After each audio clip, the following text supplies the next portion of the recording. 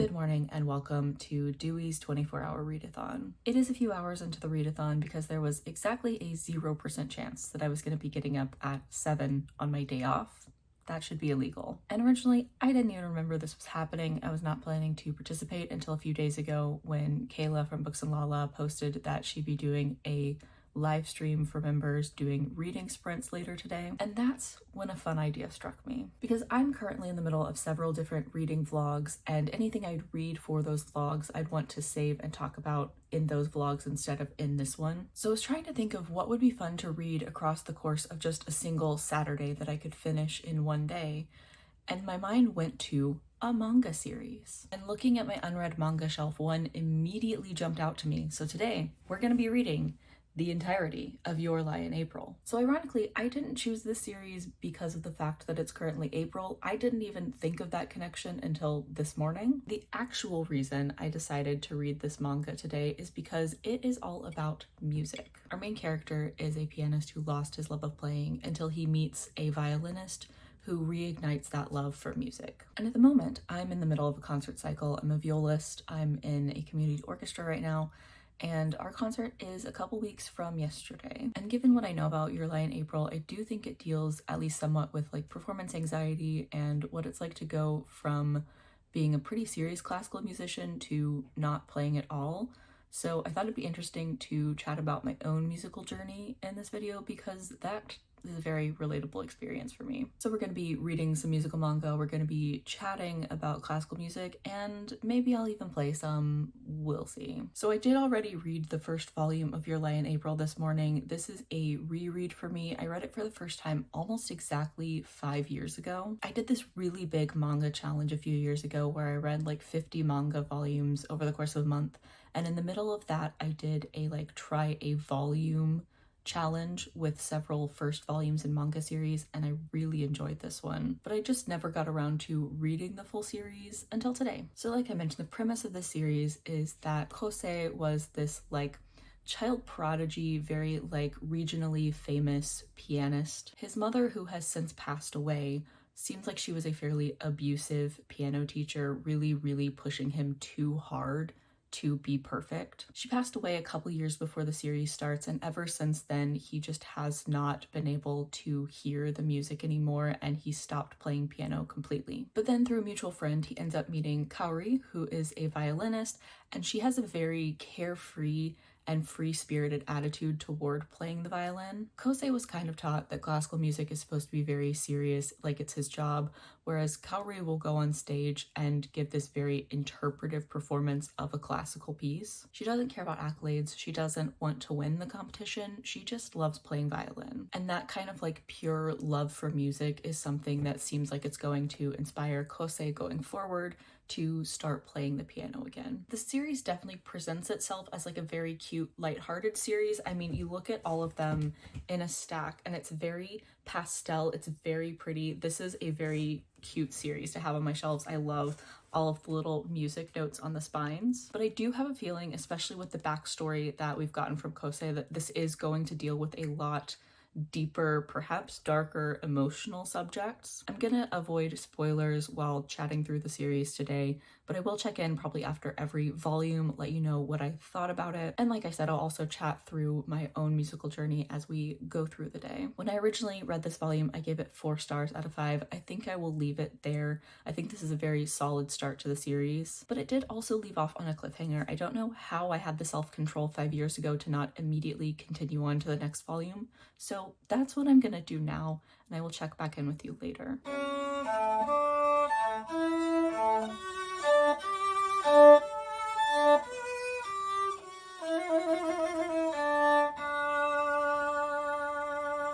So as I mentioned, I'm a violist. This is my child. It may look like a very old instrument, but it's actually only from 2008. It's like stained and made to look this way. And I've had it since my senior year of college, so we're at about 9 years at this point. So I started playing viola almost completely on accident. It was 6th grade. We were given the option between band, orchestra, study hall, and I was gonna choose study hall because I already played the guitar. I'd been taking guitar lessons for about a year. I didn't really want to learn a new instrument, but my lovely parents are firm believers in participation all the time, in everything. And so I was strongly encouraged to choose an instrument to play. And coincidentally, one of my best friends had started playing viola the year before, and so I was like, that sounds like a cool idea. I'll choose that one. That was quite literally the only logic I had in picking viola. It's wild how a decision that I completely stumbled into ended up being one of the most impactful choices of my entire life. I'm back after finishing volume 2 of Your Lie in April and acquiring some boba. Let me know your boba order down in the comments. I, as you can see, am a taro milk tea girly, no ice, half sugar. I always find it very difficult to discuss and or rate individual manga volumes because there's such a small section of a larger story. But on the whole, this was very much in line with the first volume. I enjoyed it just as much. We're definitely starting to get hints at what I think is going to end up being kind of the deeper, more emotional plot of the story. That perhaps there is more to our main female character, Kaori, than at first meets the eye. Another thing that's really cool in here is that at certain chapter breaks, there will be a little bit of a description of the piece that is being featured in that part of the story. A lot of this volume revolves around a piece by Camille Saint-Saëns, who's one of my personal favorite composers. He composed the Carnival of the Animals, which is a really cool piece. The most famous part of that is the Swan. My personal favorite piece by him is Danse Macabre, which is one that I've played in orchestra. It's one of my favorite pieces I've ever played. Back to the manga though, it is just like really cool to have those panels telling you more information about the piece, and I've been listening to most of the pieces as I've gone along through this, and I'll probably continue doing that throughout the day. So essentially, so far so good, really enjoying this so far, and I'm gonna move on to volume 3.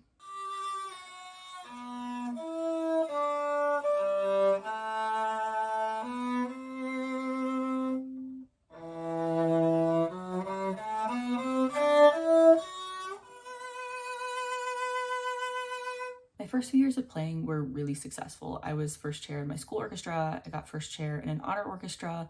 As a 7th grader, I was even first stand in an orchestra that spanned all the way from junior high to the top of high school, and I was the youngest one there. I was absolutely just like flying high, doing really well. The only thing that really got to me was playing solo. I still did well at it, but major anxiety. But other than that, I was really confident in my playing. I had never really hit anything that had knocked me down a peg. I was flying high.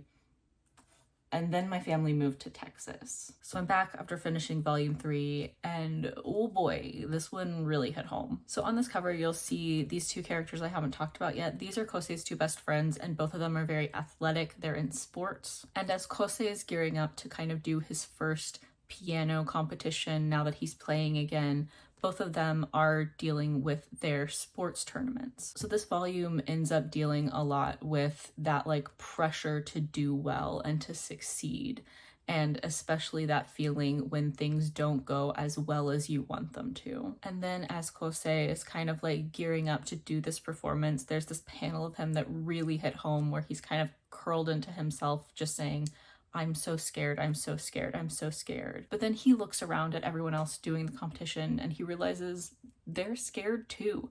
Everyone here is scared, which is one of those really difficult truths to drill into your head, that everyone else is also scared and you just have to do it scared. It's certainly something I never mastered. I think every solo performance I've ever done, I was shaking like a leaf, but I got it done. But yeah, this one really struck a chord with me, with all of the like fear of failure and like the fear of embarrassment and even of just like being seen that comes along with doing things that require performance, like playing an instrument in front of people or playing a sport in front of people. So yeah, absolutely loving this. I'm gonna continue on to volume 4 now. So Texas, if you're not aware, it's a very intense place to be in a high school orchestra. And I still did do well in high school orchestra. I was still section leader for most of the time, and our orchestra was no slouch. We always did really well at competitions. But I never got into another honor orchestra, anything like all region, all state.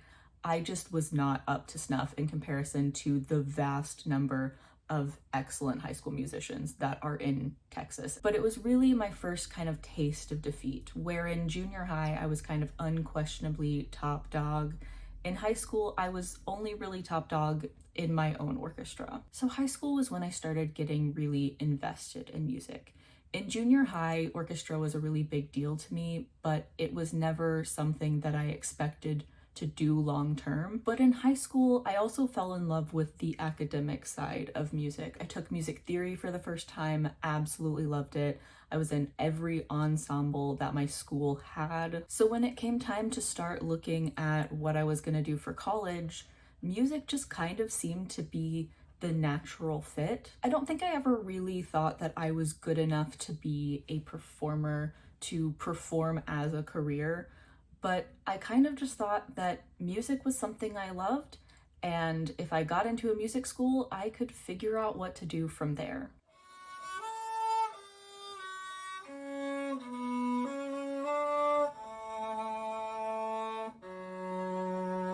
So Kayla's live stream is over and I've almost completely lost my light. I think it's about to start storming, but I did get through volumes 4 through 6, so let's chat about them. So although music is at the center of this story, it also heavily deals with Kosei and his relationships with his friends and with Kaori, but also his relationship with some musicians he knew in the past and is seeing again for the first time in 2 years. And with him playing piano again, this one especially really delves into some of the trauma surrounding his childhood and his mother as a very abusive piano teacher. And then this volume in particular, and probably going onward in the series, really focuses on how other musicians inspire you, how other musicians can inspire you to fulfill your potential, but also how competition with other musicians can really drive you to play better and to do your best in order to beat them. And then in this one, we really return back to Kosei's relationship with his mom. It's going to be a recurring theme throughout the entire series, but in this one, he's playing a piece that is really closely connected to his mom in his mind, and that's something that he's really struggling with. I'm continuing to really like the series. I've enjoyed all 3 of the volumes I just read. I feel like I'll have more coherent thoughts on the series once I've finished the entire thing and can really sit down and speak about my thoughts on the entire story rather than little snippets of the story. I will say there are a few things in the series that have rung a little hollow to me as a classical musician who is like familiar with this world. Namely, some of the like over-the-top reactions that people in the audience and the judges have to performances. Like there's a moment where a judge like reams out a contestant for compromising the sanctity of the competition solely because they didn't perform very well. Obviously, I'm American, the story is set in Japan, maybe it's a cultural difference, but never in my life have I seen a judge ream out a child on their performance. I mean, surely it's happened at some point, but it's just not something that reads as super realistic to me. So that's the update. I'm gonna go eat and read some more, and I'll be back with an update after the next volume.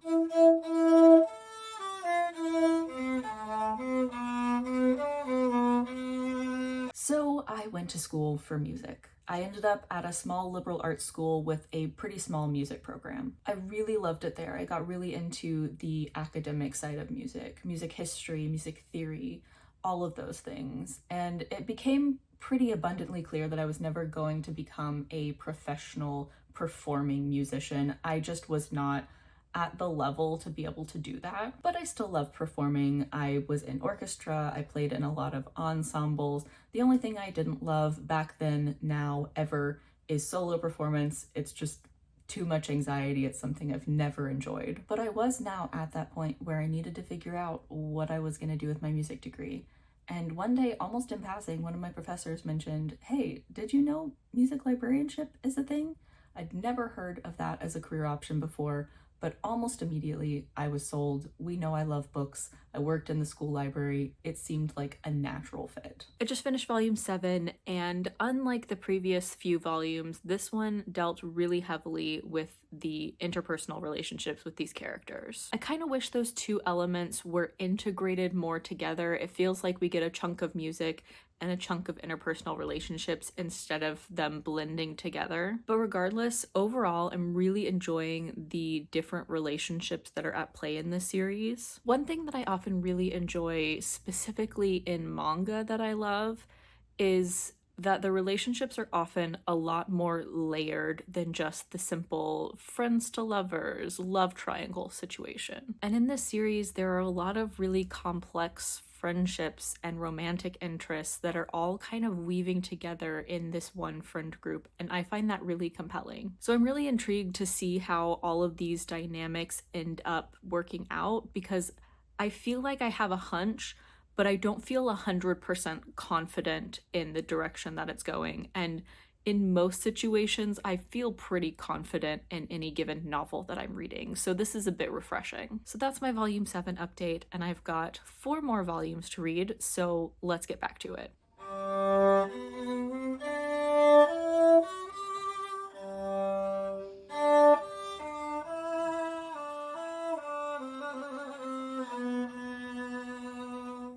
So I was set on my path, music librarianship. I quickly learned that the best way to kind of set yourself up for a career in music librarianship is to get both a master's in musicology, music history, and library science. Lots of schools have both of those degrees, but only a small handful of them have a dedicated dual degree program for people wanting to go into music librarianship. And kind of the most coveted of those is Indiana University. And that's due to the fact that it has one of the biggest and most respected music performance programs in the country. And it also has one of the most respected musicology programs in the country. And because of both of those, its music library is also one of the largest in the country. So it's kind of the perfect place to study if you want to do music librarianship. And somehow, miraculously, I got into the dual musicology library science program at IU. And so I finished my music degree and headed off to grad school. Volume 8 complete. And I'll be honest, this one lost me a little bit. Something that I don't always love about manga is that because of its episodic nature, it sometimes veers into side quests that don't feel necessary. And I'll hold off judgment until I finish the series, but at the moment, a lot of what happened in this volume felt like a side quest. Granted, at the end of this, there is something that kind of links it back up to something earlier in the series, but until I see the conclusion of this new plot thread, I'm skeptical. And I feel like this especially tends to happen a lot as you're like nearing the conclusion to a manga series, which is what's currently happening. Like Volume 11 is the last one in the series, so in my mind, we're starting to get into the last third. We should be starting to get to the point where a lot of things are being wrapped up, and instead in this one we're kind of introducing a new plot thread. It just seems a bit random. At the moment though, it's kind of just feeling like this series currently has a lot of loose ends and they need to start tying them up. Because if they don't start quickly tying them up, I fear the conclusion of the series will end up being unsatisfying. So I'm going to go ahead and move on to Volume 9, and hopefully some of those threads start getting tied up.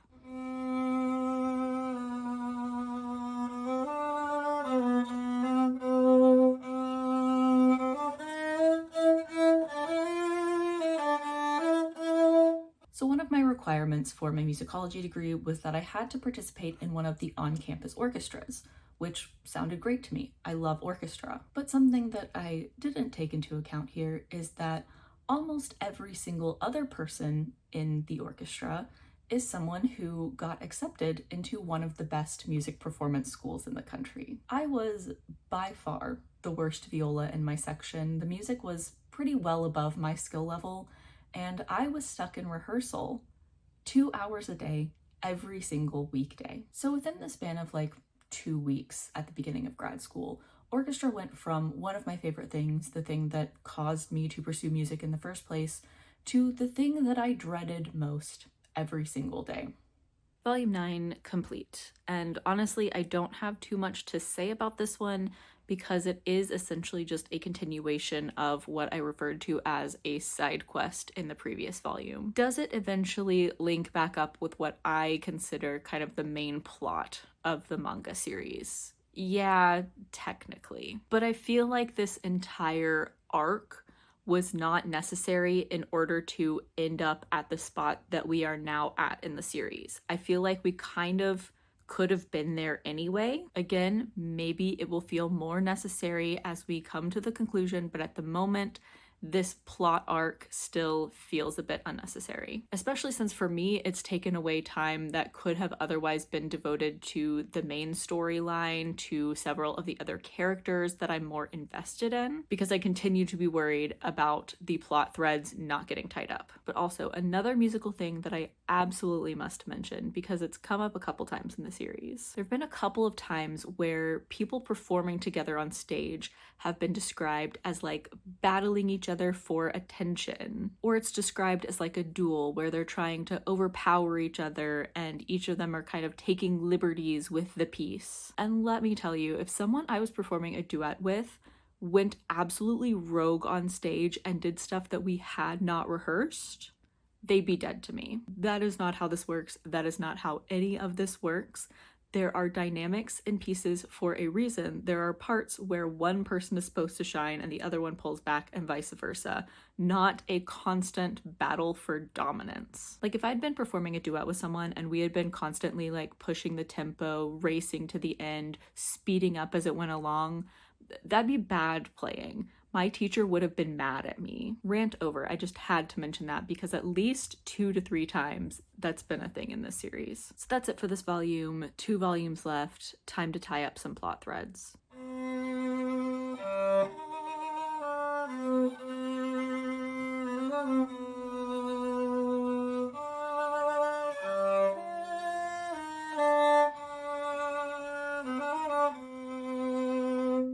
So eventually, less than a year into the musicology degree, I ended up dropping it. It ended up being a really intense, performance-heavy degree that technically I signed up for, but I didn't feel like I signed up for it. And with dropping the musicology degree, thankfully, blessedly, I got to drop that very intense orchestra. I finished my library science degree and I put my viola in the closet and never touched it again. And truly, I almost never pulled it out ever. Occasionally I'd take it out, play for a bit, but I was not having fun anymore. All of the love that I'd once had for it was just gone. So fast forward to my current job.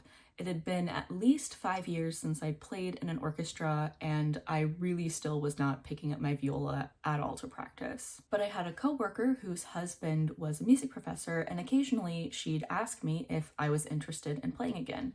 And every time for a very long time, the answer was always no. But eventually I started missing it. I'd pull out my viola and play again and wish that I could do it in an orchestral setting because, once again, we know I hate solo playing. So then, in the fall of 2023, my coworker once again mentioned to me, hey, the orchestra that my husband is in could use some string players. Are you interested? And for once, I decided to jump at the chance. Volume 10 complete. Thankfully, finally, this volume got us back on track, back with our main plot, back with our main crew. I really enjoyed this one. It got back into some of those relationship dynamics that I'm really invested in. And it also got into some fairly heartwarming camaraderie among rivals, which I also really enjoyed. I kind of don't want to spend too much time talking about this one because I don't have too much to say and I really want to jump into volume 11. So I'm going to go ahead and do that. So we'll see you back here once I have finished Your Lie in April. So fall of 2023, I joined orchestra again, and it was terrifying. Not only was I playing again in public for the first time in years, but also I was meeting a lot of new people, both of which are very scary things for me. It was definitely one of those moments where if you can't beat the fear, just do it scared. And that's what I did. And thankfully, it was a super chill orchestra. Rehearsal was only once a week for 2 hours, a lot better than every single weekday for 2 hours. And overall, everything was going really well. I was really enjoying it until this past fall. So I did an entire season with this new community orchestra. I was really loving it. And then we went on our summer break and came back for fall 2024. And I found myself dreading it. The day of our first rehearsal, my stomach was in knots all day. On the drive there, I found myself just kind of like shouting into the void to get the anxiety out of me. And I made it through that first rehearsal, but the following week when rehearsal came around again, I couldn't do it. I ended up taking off the entire concert cycle and the next and the next. And of course, the entire time I'm beating myself up. Like, you have a degree in this, you're a musician, you should be able to do this, this shouldn't be that scary, you've done this 1,000 times. And yet it was terrifying. Here we are at the end of a journey, the end of the day, the end of my readathon, and the last volume of Your Lie in April. And this was absolutely by far the best volume in the series, and also it's got the best cover. Like, this is just the most beautiful cover in the series, in my personal opinion. Listen, did I cry like a baby? Yeah, a little bit. I tend to do that at the end of an emotional series. And truly, this was just an absolutely beautiful end to the series. I loved it. I've made this pun a couple times now, but it really did perfectly strike that emotional chord that it needed to hit.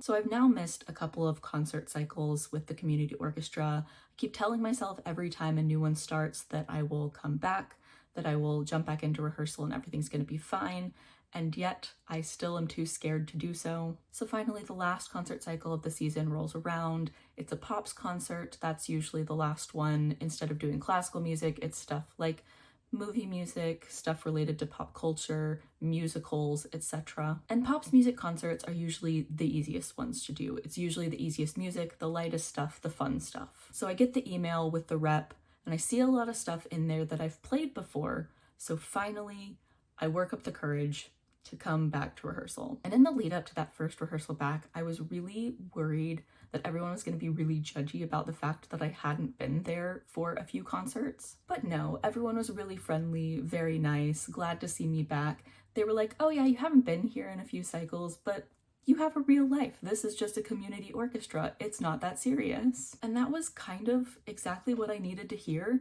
Like, I needed to be told that I could just have fun, very much like Kosei in Your Lie in April.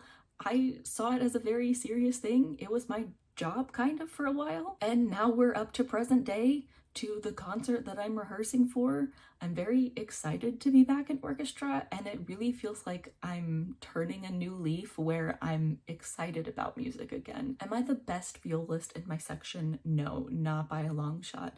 But finally, for once, I don't care. I'm just glad to be there. So, my overall thoughts on the series.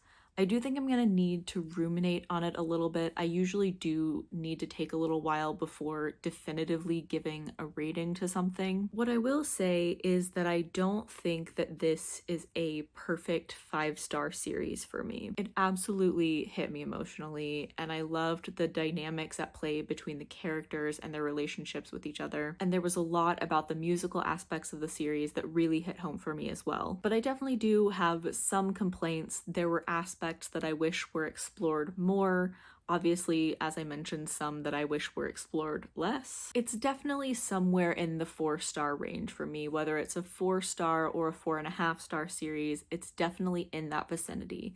It really resonated with me and I really enjoyed it, but it's not absolutely perfect. What I will go out on a limb and predict though is I think I'm going to end up preferring the anime to the manga. I'm not sure that it'll be like a perfect 5-star all-time new favorite anime, but I do think that it will hit me even harder than the manga. And I do partly think that because I will be able to see and hear them playing the music in the anime, which I think will just even more add to the experience. So here it is, the entire Your Lie in April manga series, which I have read today for the Dewey's 24-hour readathon. Obviously, I didn't read for the entirety of the 24 hours, but I think that it was a pretty successful readathon.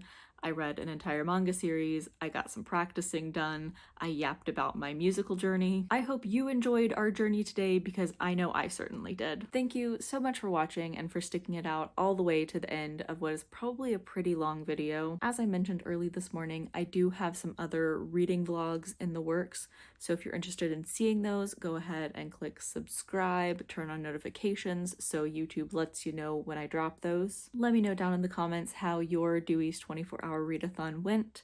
Like the video if you liked it, and once again, thank you so much for watching, and I will see you next time.